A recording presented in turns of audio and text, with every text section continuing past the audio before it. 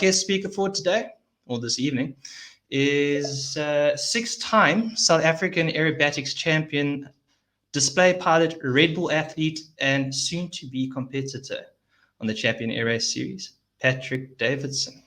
Welcome to Industry Talks. Yeah, how's it? Can you hear me, bud? Yeah, I can hear you. Awesome. Thank you very much for having me. And thank you very much for taking the time out this evening to chat to us on the show. And I'm glad we managed to sort out that power issue. It's life in Africa, living with Eskom and load shedding. Deal with it, huh? Yeah, I'll tell you what. Now, Pat, I've known you for a while personally, just from being around the area, and you come from a family of well-known, well-respected display pilots. So you've been around aviation pretty much all your life. Was the want to become a pilot always there, or was it something that kind of developed over time and you eased into? Yeah, I mean, I think when you're around airplanes as much as I was as a kid, it was it was not likely that I wasn't going to love the sport, the passion, the smell of avgas, smell of Jet A1. So for me, I personally believe I was born into it. I believe that with my dad and my granddad both being pilots, I think it was going to be a very tough task for me not to get involved. Um, yeah, I think anyone. It's like being born into a racing car family. Inevitably at some point you're gonna try it, and you either like it or you love it or you don't. Yeah, my brother is quite a bit older than me, but he flew at some point, and he's opted to go to the motor racing route rather than the aircraft. And to believe it or not, he doesn't actually fly at all anymore. Oh, okay. So it's only pretty much you at this stage flying in the family? Yeah, that's it. Yeah, and my daughter on a Saturday morning when she wakes me up early. Lekker. Now, being born, obviously, as you said, into the family and being around the aircraft long enough, you're bound to get involved. What's your first memory of being in an aircraft with the old man? Uh, One that I talk about quite regularly, and maybe also to encourage the oaks that have or do get air sickness, was being in the front of a Pitts S2B, and being sort of too short to see over the side, or the gunnel, or whatever you want to call it, Yeah. to see outside where we're going, and yeah, literally starting to get hotter and hotter, and not feeling well and not feeling well, and saying to his dad, I really, I need to go back. And my dad being the guy, he said, don't worry, you'll be okay once you get going. And yeah, it didn't end well. Is it? Now, Yeah. did that kind of stay? How long did it take for you to get over that, or was it just pretty much that one time? No, I think as a kid I got sick a few times in the back of a plane. Yeah, anyone that has had air sickness or seasickness will know it's dependent on what you ate or what you drank the night before. Did you sleep well? Was it just a bad day? So yeah, over the years I've been ill a few times in the aircraft. Fortunately, that's gone away now, so I can do what I do. But yeah, I mean, it didn't put me off. I had to clean the plane, so made me pretty adamant that I wasn't going to do it again. So it's not a cool job to do, and that smell or that stink sort of lingers. So yeah, you sort of, yeah, you don't want to do it again. Yeah, no, I hear you, but at the same time, it can happen to anyone, and look at you now. So the question I, is, there's I do a I do think though, to be honest with you, sorry to interrupt, but I do no think that worries. that's also why I'm a little bit more cautious or um, courteous to my passengers. Whenever I take somebody up flying, I always make it pretty clear to them that they are the boundary, they are the limitation, not me, because I know what it's like to be in the front seat and not be feeling cool, and then to be, you can't get out, you can't go anywhere, there's no fresh air. It's like, yeah, it's not a cool environment to be in. Yeah, especially if you're not really kind of used to do that level of flying. A lot of people's main exposure with just aviation is essentially takeoff, landing is straight and level. I mean, that's where it ends, at the back of a 737 or an A320. As soon as you start, going inverted, the ears start doing funny things to you.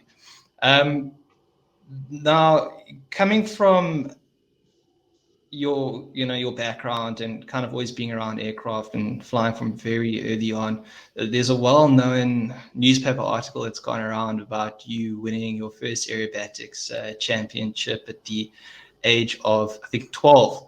Obviously, well before your first solo, well before you had a license. How did that whole story come about? So yeah, we had a guest visiting us who was busy training my dad, who was flying unlimited at the time. It was Nikolai Timofeev, the world champion. Basically trained more people than that have gone on to win championships than I could even know or remember. But yeah, fantastic trainer, fantastic pilot, and he was in South Africa for, I think it was a couple of weeks, and he was helping my dad. There was Hein Boerter. There was a whole bunch of guys at the time that were training up for this competition, which was going to be held at Wild Coast Sun. Yeah. And yeah, long story short, my dad had put the time in with me in a Sukhoi 29. I had to have a safety pilot, so I was only able to fly from the front. So takeoff and landing was done essentially by the guy in the back, just for legal purposes. Sure. And yeah, after that, I did the climbing, I did the prep, I did the wing wags, and I did the sequence, and obviously position to land as well. But yeah, Nikolai was my safety pilot, and yeah, he offered to jump in the back, and yeah, he sat there, and yeah, we did the flight, and I subsequently won, which was pretty cool. Now, you were essentially you were competing with the safety pilot at that stage, the age of 12. If you look at, I mean, we'll touch on the races a little bit later, but if you look at a lot of your competitors that you competed with, they all came from very similar backgrounds. If you look at like Sammy Mason, Kevin Coleman, all kind of growing up around, those kinds of families, you all reach a point, I'm sure, where you have to go through the licensing issue. You have to get licensed at some stage. Now, you winning your first aerobatic championship at the age of 12. You approach, 17 years old. It's time to start looking at getting that license. So you start flying by yourself. Heading towards your private pilot's license. You did your private pilot's license in Harvard. Not many civilian guys that were fortunate enough to do that. What was the experience like having to go through, exercise 1, 2, 3, 4, 5 after essentially growing up in the flight deck of aerobatic aircraft? How did you deal with that? Look, I think it's the same as anything. If you brought up in something, you sort of almost think you know everything, and especially being 17 years old.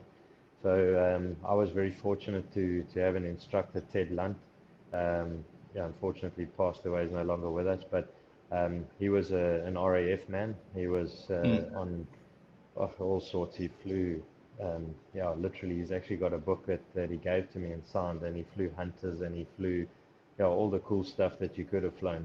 So he was my mentor when it came to, doing the checks, running through the procedures. At that point, my dad had already taught me how to fly, so the flying side was sort of covered. It was just a matter of putting the theory together with the actual flying and learning a bit of, no disrespect to my dad, discipline with regards to, not doing vertical rolls on takeoff, not doing all the other bits and pieces that you sort of, as an unlimited pilot, you can do, not that you're supposed to, but you can do. So it was also quite difficult to, and again, at 17, to try and restrict or restrain yourself from doing these things, especially being in an airplane like a Harvard, which can do a roll, a loop, a Cubanate, and all these things. So yeah, it was tough, but Ted was good. He was very to the book. He taught me a lot of things that they learned in the RAF, which was pretty cool. A lot of checks, which it's not in a book, but he taught me from his heart as well as from the book. So it was things that worked for him, and some of the checks and some of the the cross-referencing stuff that I learned from him, to be honest, I actually still use today. So yeah, and it's something I've always said, you learn from so many different people in flying. And if you just take two little things or one little thing out of every person that you train with, whether it be aerobatics or IFR or in night flying or whatever it is, that makes you essentially a better pilot by putting all those things into one jug and being able to pull out of that jug when you need it most. Sure. How was he assigned to be your flight instructor? Was he just working you did it at Algoa at the time? Was he working there, or did he specifically come down for that? Because I mean, it's a heck of an experienced guy, to kind of train someone like you, who's been to that limit, who's operated at that level.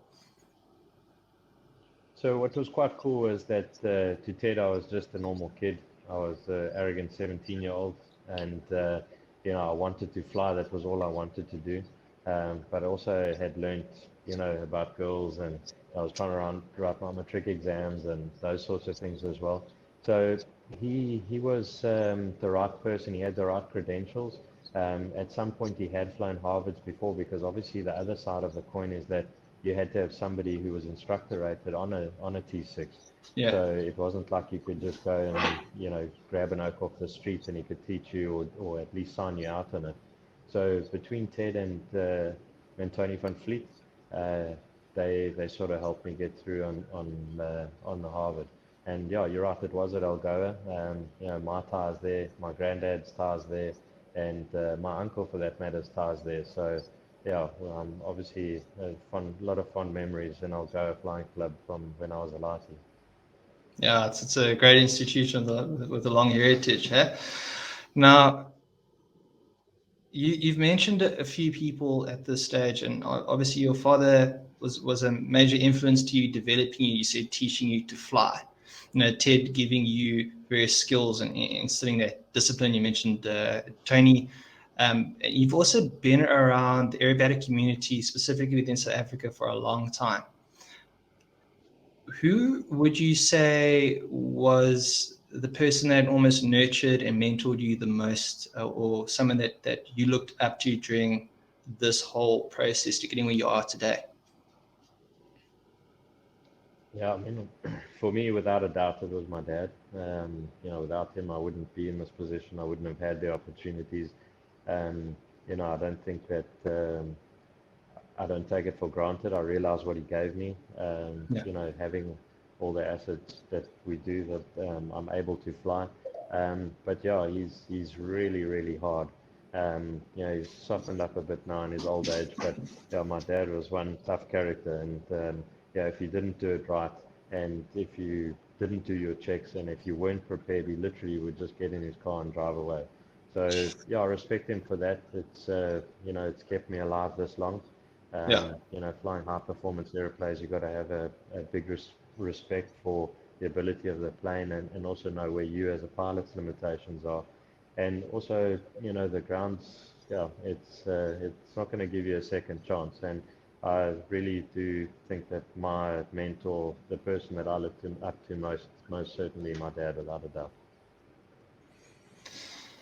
Yeah, I imagine you would, given your background and the amount of time he spent with you. You've been very fortunate to have someone like your father mentoring you from very young. But you touched on it.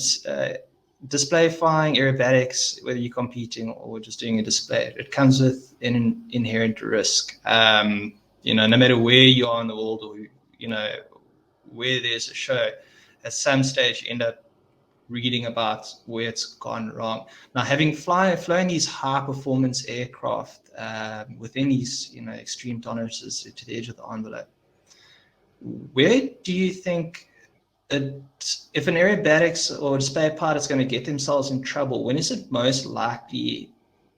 How are they most likely going to put themselves in that kind of situation? Look, obviously it can vary. I mean, the big thing with aerobatic aircraft is your machine could let you down. I mean, you could have a structural failure like what happened to Nigel Hopkins. That's something that would be completely out of your hands. But if it was a self-inflicted issue that you put yourself in a position, I would say being unprepared. I think that's probably the big one. And there's something that we refer to as airshow-itis. And, I made reference to, being exposed to girls or showing off to friends, at an early age, the young guys coming through the ranks just saying, just one more roll, just one more tumble, just one more flat spin. and that one more is generally what kills you.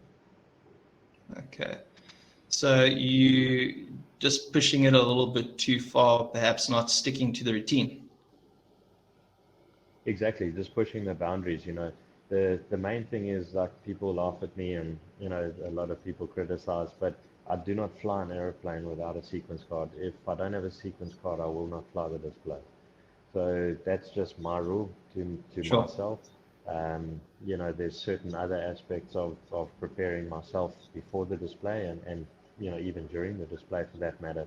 But I know what my height gains are during the display. I know what my height losses are. I know what my entry speeds are. And if they're not, to be blatantly honest, all the crowd really want to see is they want to see the smoke.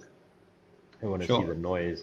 They want to see the plane tumbling around. But if you break off, are they really going to know the difference? Probably not. Yeah. Yeah. No, very good points. Eh? Now you've mentioned that you flying to very low tolerances. You're an unlimited aerobatic pilot. How do you go about qualifying to that point? I mean, you've got a PPL. Some people get into they get into aviation a little bit later in life. Often when they leave school 21, the guys want to start pursuing it's typical commercial or do PPL commercial instructors, and we move on to pursuing other opportunities within industry. Some guys want to take it as a hobby, and they start to get interested in the sport of aerobatics.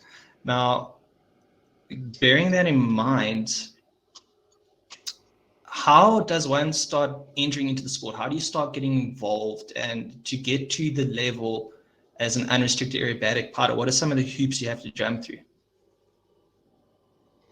I mean, the same with any sport. You start in the lowest category and you work your way up. So my advice, if anyone was interested, would be to go and physically see a competition, see what it's all about, speak to the pilots. The Oaks are normally pretty helpful. The guys are always keen to speak to up and coming pilots. And the other thing is, as well, is it's not a cheap sport, so that's the biggest hindrance in my opinion for anyone, is the cost of actually purchasing your own aeroplane. But there are syndicates. Maybe Port Elizabeth's not the best place for that, because a lot of the population, or the guys that are flying aerobatics or have aerobatic aircraft, are based in Johannesburg. So there's quite a lot of guys up that side of the world that would do like a syndicate or a share, whereby the guys could put X amount of money in and own a quarter, and they split the cost of the insurance and whatnot. But yeah, I mean, for me, it would be like an introductory flight. Firstly, seeing what it's about, introductory flight, and if it is something that you can do, obviously you need to fit the bill. It's not a free sport, unfortunately. And then, yeah, basically start from the bottom and work your way up. I mean, there's a lot of guys that are involved in the sport, and I'll mention Barry Eels for one. I mean, he started quite late in life. He bought his Lin 142. It's a reasonably cheap airplane, probably even in today's standards, you could purchase it for less than what you could buy a double cab Bucky for. And he started to learn aerobatics from that, and he slowly worked his way up, and he's a very good businessman. Obviously done well for himself, and now he owns 330 SC and he's flying unlimited. So that's a pure example of somebody starting at the bottom and working their way up to the top. And just looking at the sports, and we'll touch on the delays that happen later on, but do you see a lot of new blood entering into the sport at the moment, well, over the past 3 years, or is it mostly the same guys There just has kind of competing? No, there's actually been a big a drive, or a massive amount of people joining, and it was partially because of the RV class. I mean, I'm sure you've noticed, just cruising around at airports, there's like really, really, really a lot of RVs, whether it's a 6 or 7 or 8 or whatever it is. And they opened up a class which would accommodate these aircraft. And yeah, I mean, the guys don't mind flying them point A to point B. So regardless where the comp is, the Oaks rock up, and they fly the contest. And yeah, I've seen it now that the bug bites, and then all of a sudden the Oaks looking for another aeroplane, and he's moving up the ranks, and yeah, so that's where it starts. So there definitely has been, the SAC has been very, very lucky that it's had a continuous influx of youngsters pulling in. and not actually only youngsters for that matter. So you mentioned the SAC. Could you expand on that a bit? Yeah, just it's the aerobatic community, so it's a sport aerobatic club, and yeah, it's been around for yeah as long as I can remember. My dad was a part of it, and yeah, they are the organization that look after that specific discipline, and they have their own rules and regulations. They host the competitions. They're affiliated to SIVA, which is an international organization which sets the standard for international events. And yeah, I mean, we're fortunate enough as well in this community to have like I think it's 4 international unlimited judges. So yeah, our standard of judging is really high, and that obviously reflects in the results of the pilots and the results being fair for that. Once they get put onto the international stage, that they'll be within reason for what they were getting scored here locally. Okay. Now, with the growth in the sport and you working your way through it, some people might still be kind of new to the idea of, working competition aerobatics versus a display. So you just touch on, how you approach a display versus how you approach competition aerobatics, and maybe how you adapt your prep for each kind of discipline. Yeah, so I mean, to differentiate between the two, probably the easiest to explain would be, I would say, the aerobatics, competition aerobatics being more like ballet, whereas an air show being more like, hip hop, breakdancing type thing, where you're sort of free to do what you want, you're out of the box, you're sort of making as like the airplane do things that, it shouldn't really be doing, and, while still in full control, making smoke and, making a noise and low to the ground. Whereas with a ballet, it's a very strategic discipline. It's on a sequence, so you can't deviate from the sequence. You get judged for every degree that you over or under roll, every degree that you over or under on 45. So it's very much a more disciplined approach rather than the air shows being, loose goose, like just do what you want, look cool, that sort of vibe. Sure. So, the air show is just more for the crowds, for that wow factor, that impact, while there's, competition aerobatics, incredibly technical. I suppose to a degree one would feed into the other, because it's multi or cross disciplined. How do you adapt your approach to, say, preparing for a display versus preparing for competition? Yeah, they're quite similar. The prep work, like just before the flight, the prep work leading up to a contest is a lot more taxing than what it would be to a display. You would still do the practice flights, but you set yourself a certain level. And generally speaking, aerobatic pilots or display pilots very seldom change their routine a lot between different air shows, because it really does take a lot of preparation work. But once you've got that waxed, and as I said, you know what your entry speeds, your exit altitudes, your entry altitudes are, you can sort of work it down from there. Whereas with competition aerobatics, there's so many variances with the unknowns that you've got to just put the time in. There's no other way to do it. So what, like, to put it in perspective, you'd probably find that most guys would fly like 10 times as much preparing for a competition versus just the one time flying for the air show. So I would say your prep is probably 10 times, if not more, for a competition. Okay. Now, you progress through the ranks. You're competing. You're well known on the space circuit in South Africa, and let's talk about one of the main reasons why you're here. I mentioned in the introduction, you are a RedBull athlete. You were involved with the RedBull Aero Series, an international event. Um, One of only 2 South Africans think to actually compete in that series. How did that relationship with RedBull begin? Where did it all start for you? Yeah, I mean, it sounds quite random, but it actually started with literally a dream. Um, I My manager now is Greg Ritz, and at the time we were acquaintances. And basically, what happened was I'd woken up the morning and I said to my wife Liana, I was like, "Geez, I really had this dream, and I really feel like I need to be involved in the Red Bull Air Race. And I know it sounds random, and I know it sounds like it's nonsense, but this is legit what happened. You And literally had a I phoned dream. Greg. Yeah, yeah, and I hope to God it's not a word of a lie. And Wow. I phoned, I phoned Greg, who was an acquaintance, as I said, and we had a discussion. He was busy, and I told him what had happened, and I had a feeling that I needed to be involved. He said he knew Josh Enslin, who was involved with Red Bull here locally, and he would phone him, but he's a bit busy now. He'll phone me later. So anyway, I hung up, and I'll carry on with my work, and yeah, I didn't really think too much about it. And that evening, Greg actually phoned me back. He's like, "Hey, listen, dude, we need to shoot a video." So I was like, "Well, what do you mean?" So he said, "Well, Josh has got to do a presentation. Strangely enough, they're looking for somebody that's obviously at the time Glendale had already passed on, who was our Red Bull Yeah. athlete locally, and they were looking for someone to fill the aviation sector in South Africa, and Josh would like to present." So we're like, wow, okay. And literally did the video, gave it to Josh. He presented to an international conference.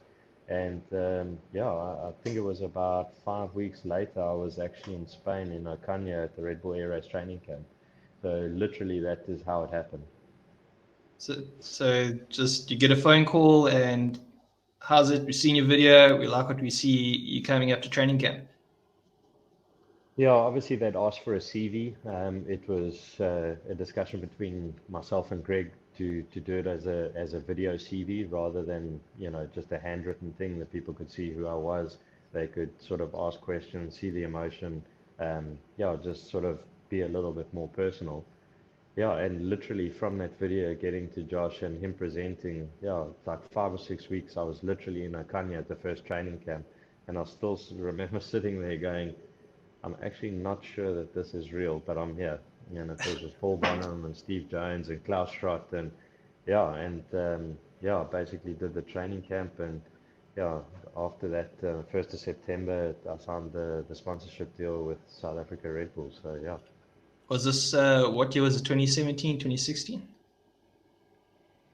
2017. So 27. So you have a dream. 5 weeks. 5 weeks later, you had a training camp for Red Bull.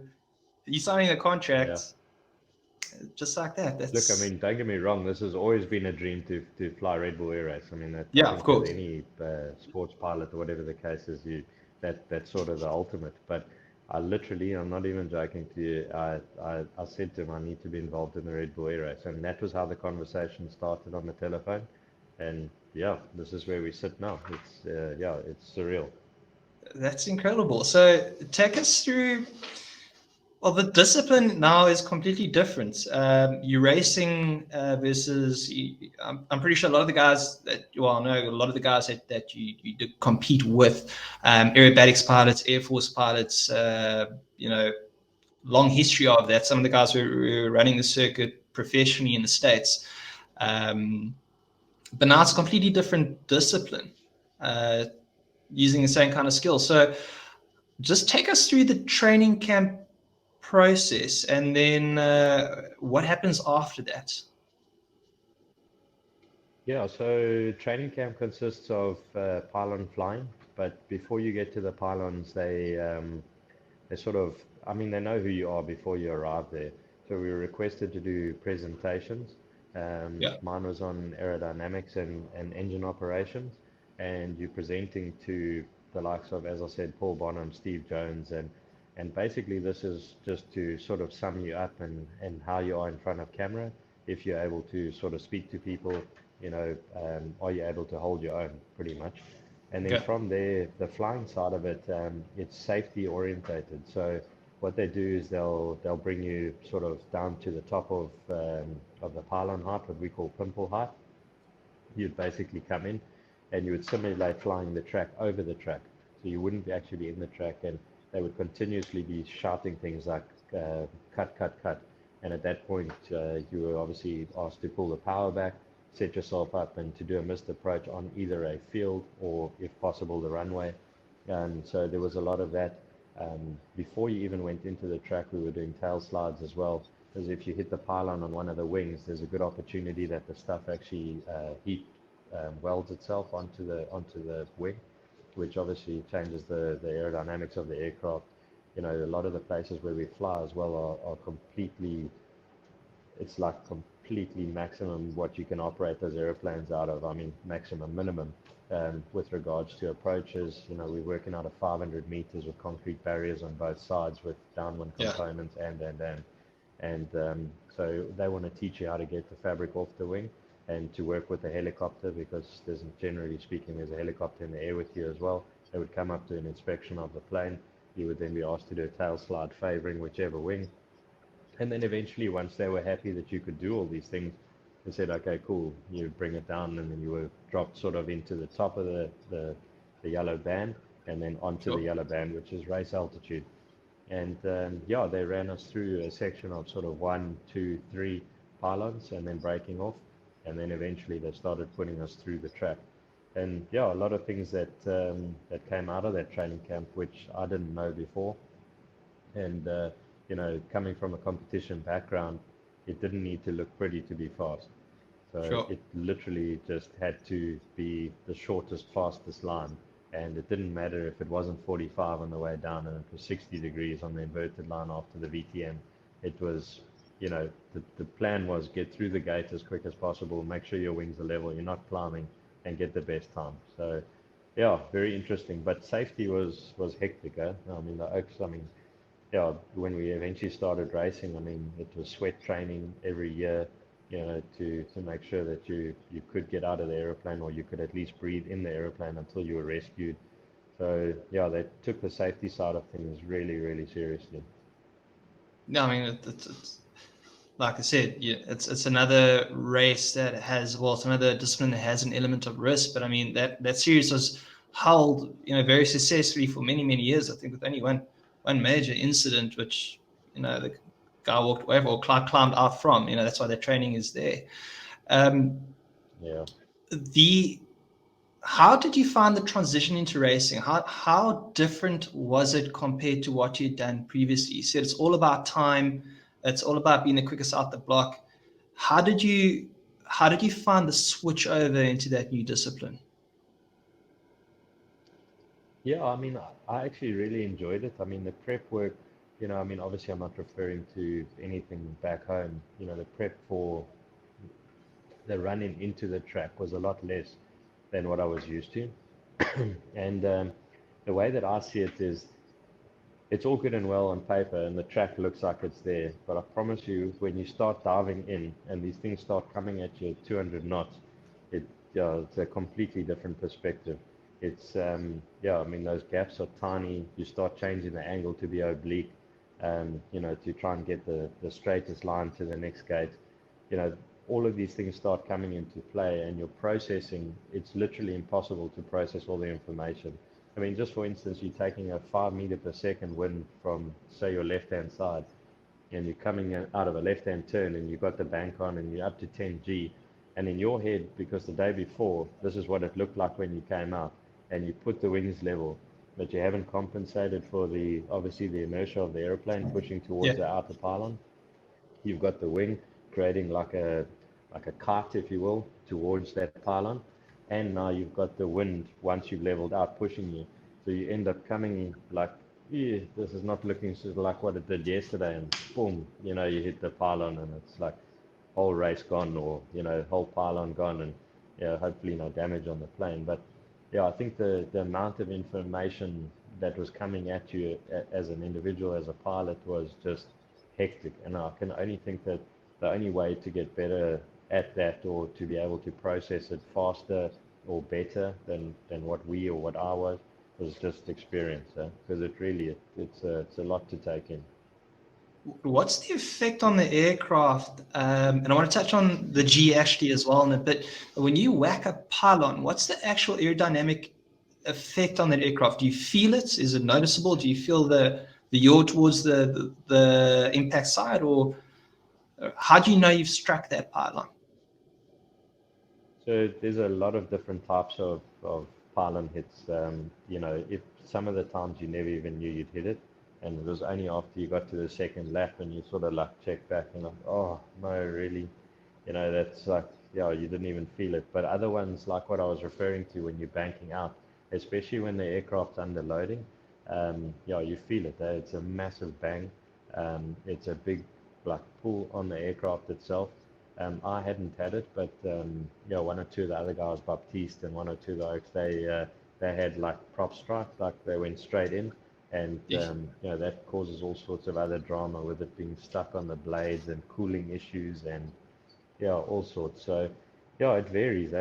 Quite often in the chicane, you know, especially referring again to the wind, if you hadn't allowed enough, you would have the vertical stab that would sort of cut normally the center pylon because you're trying to be as tight as possible on that. But yeah, some of them you feel, some of them you don't. But when you do hit it and you hit it properly, you know about it. Jeez, yeah, I can imagine the first time you strike it, or before you've actually had your first strike of the pylon, it can be quite an unnerving thing having these towers racing up towards you. Now, Well, I wanted at to. the training camp, they actually asked me. They said, okay, now we all had to fly into this pylon, and I couldn't. I could not hit it. I wasn't able to actually hit this massive cone. I was just yeah, I just couldn't do it. And they said, no, it's fine, it's normal. But I mean, eventually you do hit them, and you sort of. But if you physically had to ask me to fly into that thing, I just couldn't do it. After like 5 attempts, I just said, okay, cool, Patrick, just land.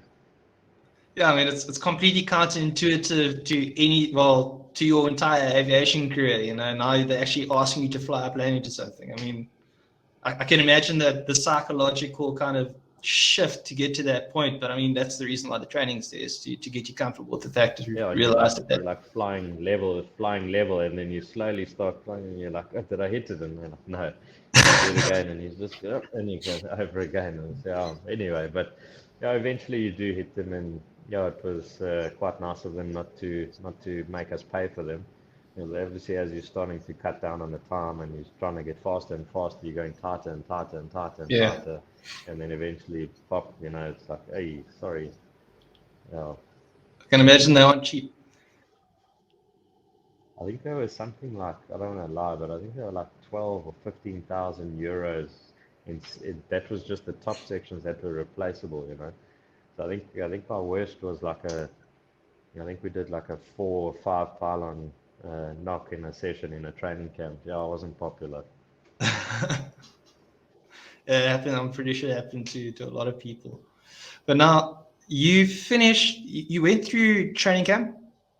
When did the selection actually take place? So how many people are you competing against at that stage? And you know, when did they say, okay, you've got it, 2018, you're competing?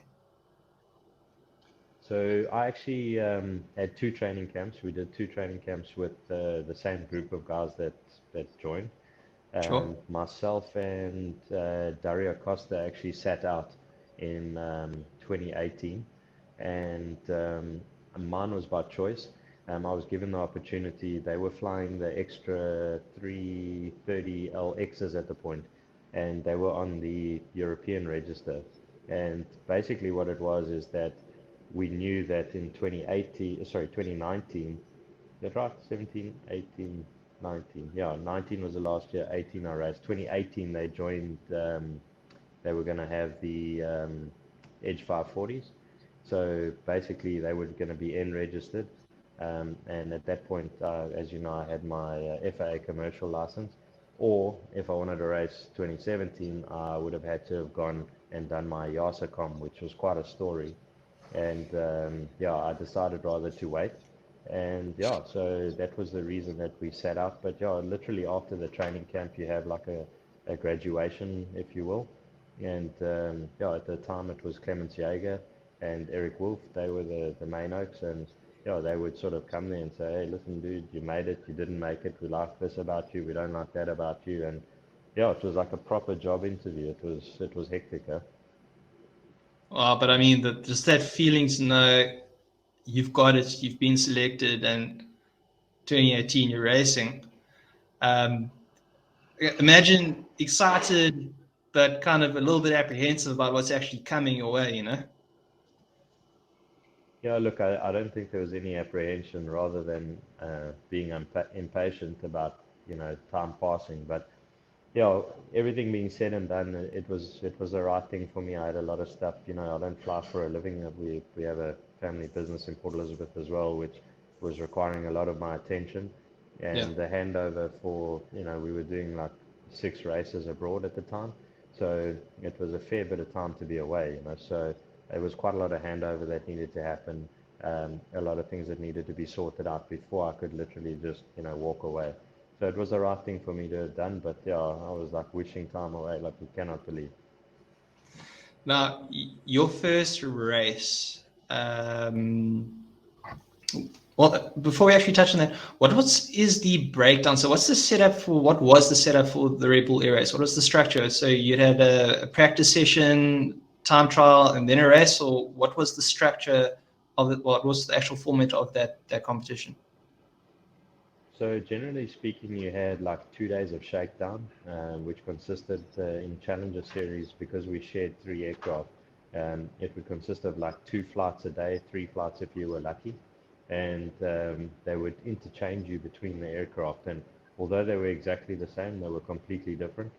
So you needed to learn, where mixture settings were to get optimum. You needed to learn where just everything about the plane, your seating position, how hard you could pull, also that we weren't allowed to do any mods on those aircraft. So what happened was, the master guys have sort of audio for the Gs, so there was penalties for over G'ing the aircraft. So we had nothing. It was just on feel and the little EFIS there that you could watch. But I mean, by the time it had actually gone over 10 and a half, 11, whatever it was too late, and then the penalty was installed. So you had sort of those couple of flights just to get a shakedown. You then got released into the track, and then literally from there to be quali, and then race day, game over. You either come home happy with a trophy, or you come home, really sad knowing that you just wasted, your opportunity to get another Red Bull trophy. Now, how you got your first podium, I think, on your third time out. What did that mean to you to be actually standing there competing first year Challenger Series, a RedBull Air Race, and you've taken the podium? Well, you're on the podium. What did that mean for you? Yeah, I mean, it's it's difficult to explain. I mean, obviously, you're in the aeroplane, you've got no idea how the times went. You're sitting there, and you're just waiting for Steve to come on the radio and say, Challenger 77, Davidson, you are whatever, fastest, slowest, useless, whatever it is. And just to hear him come onto the radio, and knowing that I was the last one to fly, especially on the quali, and I'd taken the pole position on the quali. And for him to come on and say you're the fastest pilot, that was where it started. And every single time that I flew after hearing that, it made me want to hear that again. And the only regret I've ever got about RedBull Air Race is not hearing that you are the winner. So I had 2 seconds, but I've never heard you're the winner. So hopefully I'll get another opportunity to play the South African flag. And we're going to touch on that in a bit. 2019, we know, was the last season of Air Race. It was drastically shortened Challenger Series for various reasons. Did you know that the event was going, or did you know that was the last season ahead of time, or did it come as a surprise to you during the series? No, I mean, we were, all of us, I mean, not only the Challenger Oaks, but, even the Master guys. I mean, some of the guys had literally ordered like V3 planes and like brand new aircraft that, hadn't even been delivered yet, but they'd paid deposits, and it caught us all really off guard. We're still not certain why, and we can only respect the fact that it was a executive decision, but it really caught us with our pants down. Nobody was expecting it whatsoever. Okay, but that's not really the end of the road with regards to the race season. Yeah, you touched on it earlier. Although Red Bull is the Red Bull affiliation with the race series is now ended, there's a recent announcement regarding a new kind of event. Can you take us through that? Yeah, so WCAR World Championship Air Race, they've pretty much taken over the reins. I think they've bought the product. I think That's the way I understand it. Obviously, I'm not involved at those high-level conversations, but yeah, there's a new event starting up. They've asked me to join as Aero GP1 pilot, which essentially would have been the old masterclass. The formats have changed quite a bit. There's a really cool bunch of guys that are running it, very transparent. The push is for it to be a publicly listed company. So that's fantastic from an investor's perspective, that everything will be transparent and, open. So, there's no underhanded stuff that can happen. If the project goes well and it grows from strength to strength, it's a possibility for investors to make some bucks. Yeah, we're super excited about it. I mean, to be given the opportunity to race in Red Bull Aeros and then just to have 2 seasons of it just when I'm starting to find my feet, and to have it taken away, I was gutted. I can So, believe it. to be given the opportunity and to be given the opportunity, or to have been recognized to have been given the opportunity to now fly in the top class, yeah, I must say it's pretty cool. And I see a lot of the pilots returning are guys you competed with or against, or say in the Challenger Class series. You mentioned Dario Costa's in there, Kevin Coleman's back, a few other familiar faces as well, and some of the Masterclass guys coming back as well. I mean, Matt Hall's in the mix, and you're going to be competing against people that you otherwise may not have had the opportunity to initially within the series. So it's some familiar faces and now some new challenges. Yeah, I mean, obviously, you sort of know the guys regardless. We're at the same event, we eat at the same place, we stay at the same hotels and that sort of thing. So you become quite friendly with the guys anyway. But yeah, I've got a funny feeling they might not be so keen to give me advice as what they were when I was flying Challenger. What was the community amongst the pilots like? You said you're eating at the same table. Obviously, it's a very competitive event. I can only imagine the amount of analysis that goes into the track, the day, the conditions on the day. Did you find people during your time with Red Bull Aeros quite willing to give advice, give input, considering you were still relatively new to the Challenger series? Yeah, no, the Oaks were definitely keen to help. You know, Even though there was a competitive vibe, between the pilots, the safety was key. The guys obviously were looking out for one another. If there was a legitimate threat, the guys would literally have the conversation or bring it, to the attention of the organizers. But yeah, the guys were keen to help. Francois Lavat really helped me quite a lot. He had let me have a go on his simulator a few times and sort of sit in his plane and drive the simulator and sort of get a feel, or not get a feel because there's no resistance really on the stick. It's more like just get a visual aspect as to what to expect or what to see when you're pulling or pushing or whatever the case was around the corners, and what trees were where, and you could sort of get a visual reference of what was what. So that really helped a lot. And Matt Hall, to be honest, was also fantastic. We traveled, most of the time we traveled really far, and we'd almost, strangely enough, almost always end up at like the middle flight, the last leg to get home. We were normally on that flight together. So we'd chat and he'd give me information and stuff. But yeah, I think he's going to be a little bit more cagey now that I'm competing against him. And you mentioned earlier it's a new format. So what's the envisioned structure of the race? I had a look at the website a little bit earlier, and they're mentioning it's going to be the greener series. They're going to be different classes. What's the vision behind this race in terms of the different categories that the guys will be racing in, and what's behind the greenest race? So I think the vision of WCAR is to take it to the next level. I think every every sport, every industry is going green. So I think the guys are looking to push for electric. I know there's been speak of a vertical takeoff and landing race aircraft, which is electrically powered. As far as I'm aware, there's already a prototype which is either being flown or is very close to being flown. So I think long term, that's where they want to go. It takes out a lot of responsibility, around the race as well, with having airports, not to mention the emissions and the carbon footprint and whatnot. But I think as an event, it enables them to go to different places. I think it's also going to enable them to operate a lot more efficiently in a lot smaller area.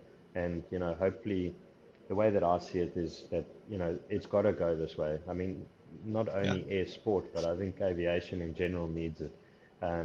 If they can get it right to start racing electric aircraft and that they can start, doing development, I mean, it's just going to fizzle down into general aviation and it's going to help everyone at the end of the day. So I think that's the plan, and that's the mission, that's the goal.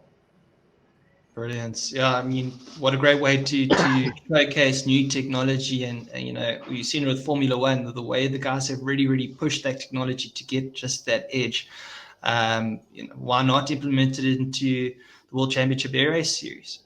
Now, every Yeah. new series, of course, or any kind of sport, the sponsors are a big deal. I understand with the RedBull Aero Series, there were RedBull athletes, and of course, there were guys that competed in the series that weren't RedBull athletes, although they were competing in a Red Bull event. Imagine with the World Championship Aero Series, sponsorship is going to play a major part.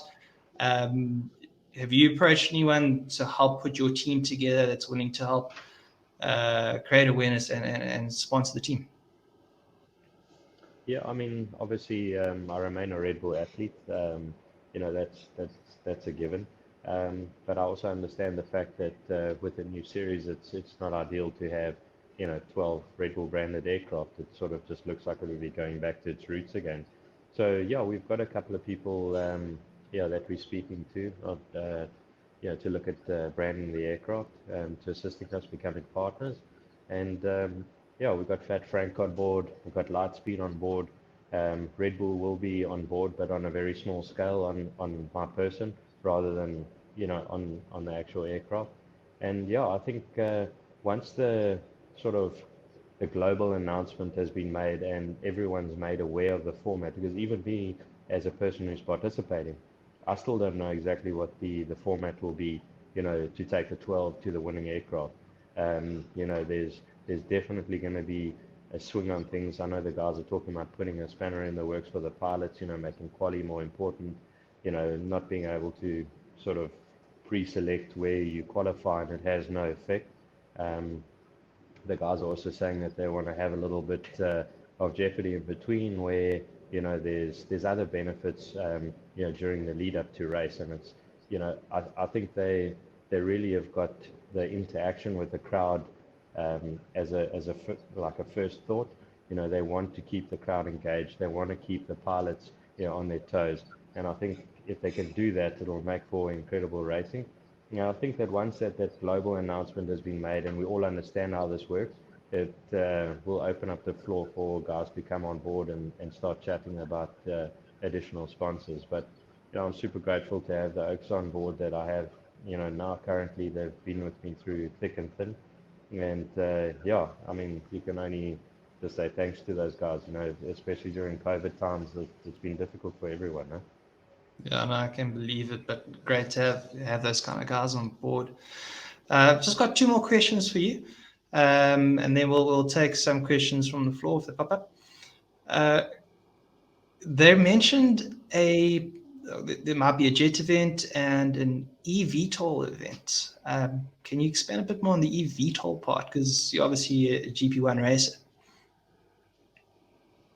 Yeah, look, I mean, as I said, we don't know too much about what's going on behind the scenes. I think the Oaks that are going to be racing the jetpacks are crazy.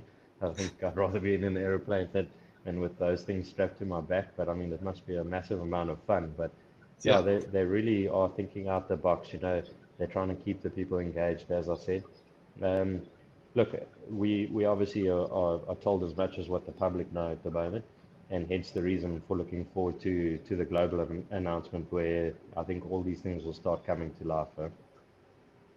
Awesome. And we all know that South Africa unfortunately missed out on the RedBull Air Race. It never actually came down this far south. Any plans to bring the new events and the new World Championship Air Race a little bit further south of the border and into the Southern Hemisphere? Look, I mean, if it was up to me, I would bring it here tomorrow. But there's a lot of top-end negotiations and discussions that will have to happen. But yeah, I see that there's a possibility. I mean, South Africa is a great venue. I think that we've got some fantastic places within South Africa where racing could happen. And there's actually a lot of South Africans involved in the project, which is quite, that aren't even, that they're not living here permanently anymore. But yeah, there's a few guys, and I think, as am I, pushing hard to bring it to South Africa. So yeah, fingers crossed. Let's hope that it comes. And what aircraft are they planning on using for the event? What's the idea there? So at the moment, majority are Edge. The sort of GP2 series will be racing the Extra, but yeah, I think Mika is the only guy, Mika Brajo, I think he's the only guy that's flying an MX, and the others are a variety of Edge 540 V2, quite highly modified, obviously, and the Sure. V3s. So yeah, Edge is sort of the flavor of the day. Okay, so Edge 540, a lot of the guys going back to what they're comfortable with. How? Just one more question: how much modification will actually be allowed? I mean, is it a case of Formula One, the team with the biggest budget wins, or how they're trying to standardize and level the playing field? So yeah, it was actually quite interesting. I actually got an email today from the organizers, which we had a meeting yesterday and we had a whole lot of discussions about a whole host of things. And one of the questions was exactly that. And it looks as though they are going to cap the budget to a degree. So it's not Sure. going to be checkbook racing, which I think is pretty cool. Obviously as newcomers, not only myself but the other guys as well, is we still need to purchase an aeroplane. We still need to get a technician. We still need to do all these things. Whereas the other guys that are established, might have modifications that they were already busy with at that time that, might give them the edge. So, yeah, I don't think they want to cap it and sort of take away from the racing or the cleverness of racing, if you will. But I do think that there will be some form of a cap put on expenditure or budgets for the racing. I think that the OM basically is going to state the same. The engine and prop will be standard for everyone. What's cool about that is that I think that they're discussing with Lycoming at the moment that they actually will hold either one or two spare engines. So, in the event that you have a catastrophic failure or, something's not right, you'll have the opportunity to fit one of the other engines and at least compete in the race rather than, be benched because it's a, nitro bloody blueprinted, massively upgraded engine. So they'll all be standard prop, all be standard engine. The weight characteristics, the ramp weights will have to be the same for all the aircraft. But I think the winglets and the spats and, the hiding of the tail wheel and, all those other finicky bits, those are the bits that are going to make the difference. It's going to be very, very interesting to see, and I'm looking forward to the rollout, hopefully, of the new event sooner rather than later. And I believe it's anticipated to be rolled out next year. And given the current environment, let's hope for recovery sooner rather than later, and we can see this fantastic initiative roll out sooner rather than later. Yeah. All right, Pat, I think we're almost on an hour, so I think that will pretty much wrap up the discussion for today and all for this evening. I just want to say thanks very much once again for taking time to come out here and talk to us. And we're wishing you all the best for the future. And let's hope to see you racing again soon. Yeah, lekker, bro. Shot for having me. Thank you. Okay, and for everybody else watching, thank you once again for joining us on the PTC Industry Talks show. Otherwise, until then, keep safe, everyone.